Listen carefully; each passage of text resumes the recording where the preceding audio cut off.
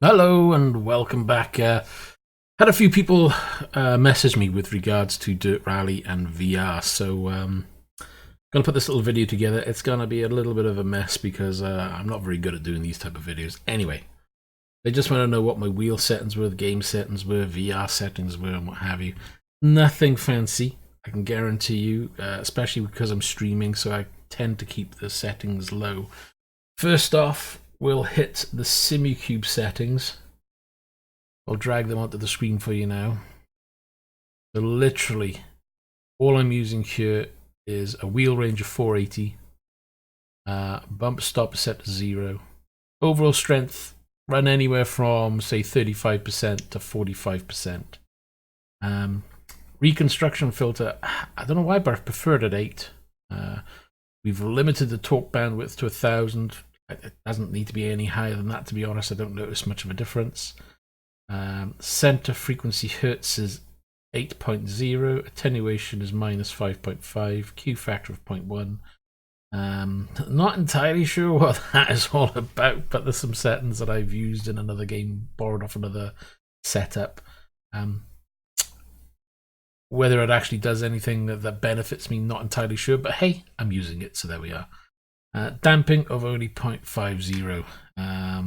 So that basically is the wheel setting that I would use for the game itself. Now, what I'm going to do next is probably jump into the VR settings, and then I can load the game settings and go through that. Now, with the VR, we'll drag that in as well.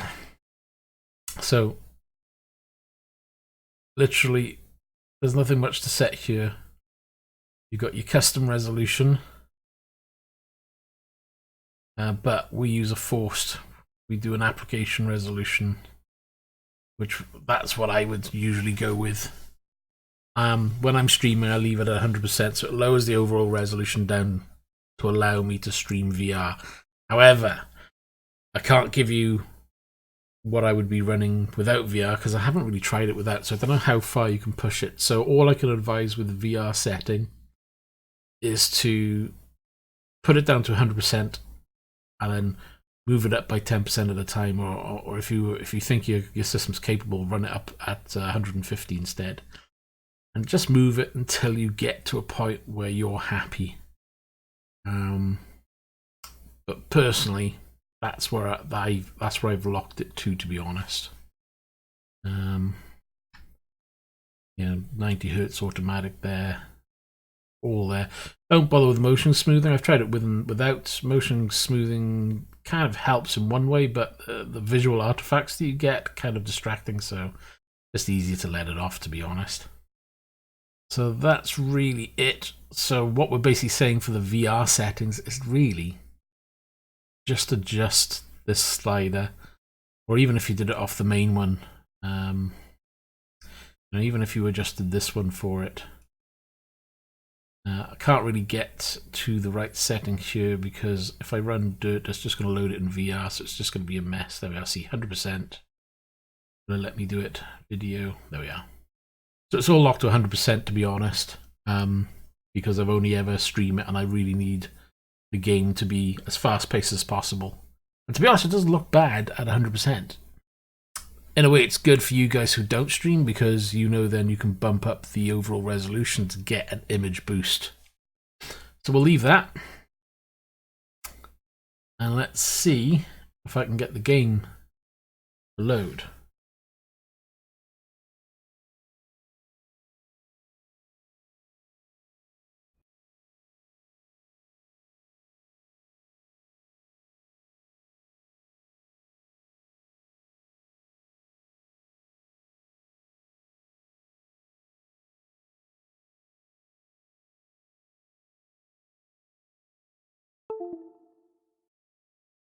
Okay, so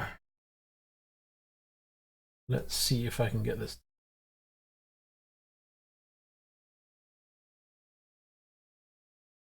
May play up, it may not.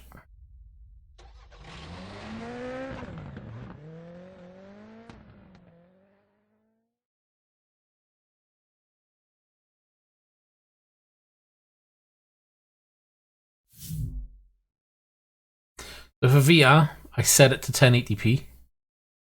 That's the first thing you notice because it's not filling my screen.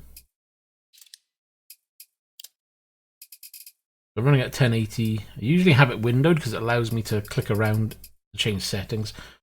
Refresh rate, I'll leave it at 60, but of course it's just defaulted because my screens are running at G-Sync at the moment. V-Sync I usually leave off, multi-sampling off, anisotropic filtering at 16, TAA if it's available, I can't remember in VR, is normally set to off.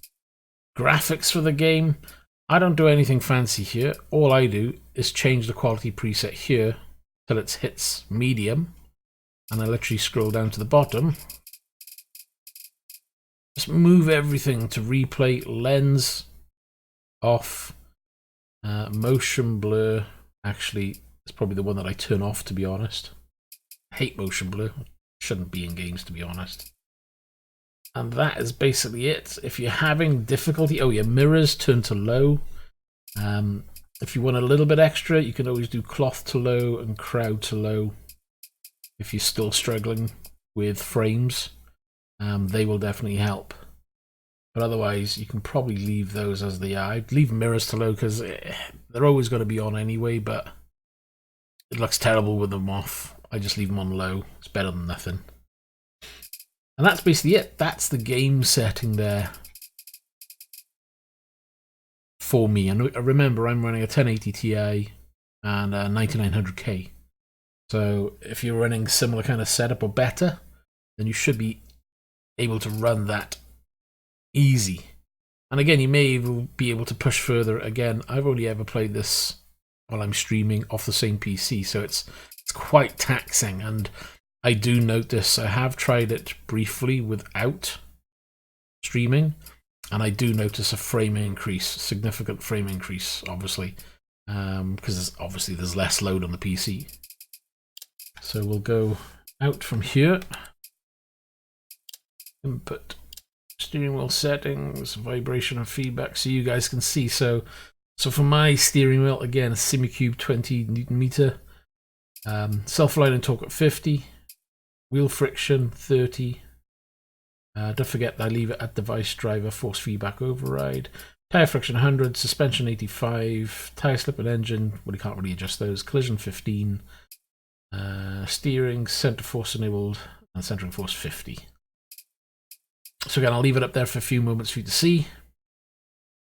Nothing fancy otherwise. Advanced settings, you know, saturation 100%, 100, soft lock off, and that is literally it.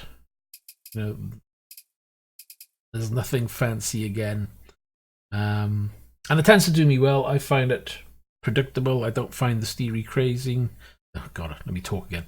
I don't find the steering crazy. Some may say that the steering is a little light. I prefer the steering to be light.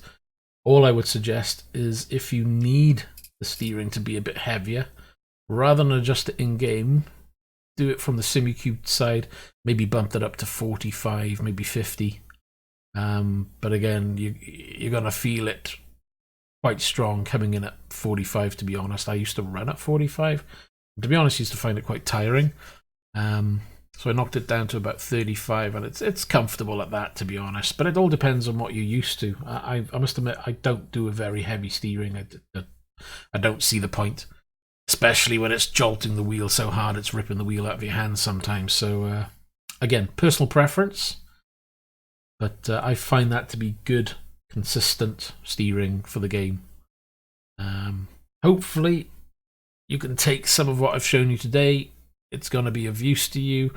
You know, you can do what you want, take parts, tear it apart. You know, hopefully somebody out there will find it of use. Anyway, I'm going to leave it there. Thanks for watching. If you've got any comments, hit the comments down below. You know, if you want to share your own, put up the comments or links or whatever. I'll always be interested in trying other people's setups as well to see whether I can do better or whether I can take parts of their setup to do more. You know, I'm all for sharing these setups, to be honest, because hopefully it gives everybody a chance at getting, hopefully, a well-rounded setup for everyone to use. Anyway, leave it there. Thanks for watching. hit the old like, and we'll see you in the next one. So take care and bye for now.